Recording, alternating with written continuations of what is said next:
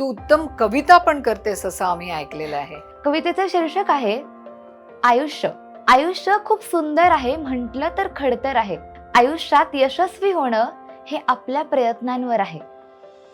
कधी वाटेला येईल यश, तर कधी अपयश येईल, पण आयुष्यात येणारा प्रत्येक अनुभव नवीन काहीतरी शिकवून जाईल. सुख दुःख येतात जातात, त्यात काय कोणाचा दोष? घडायचं ते घडणारच आहे, मग का करायचा आक्रोश? आयुष्यातला प्रत्येक प्रसंग सोपा असो की अवघड, धैर्याने जिंकायचा आयुष्याचा प्रत्येक गड. या आयुष्याकडे सकारात्मकतेने बघता आलं पाहिजे. आयुष्य फक्त एकदाच मिळतं, ते मनसोक्त जगता आलं पाहिजे.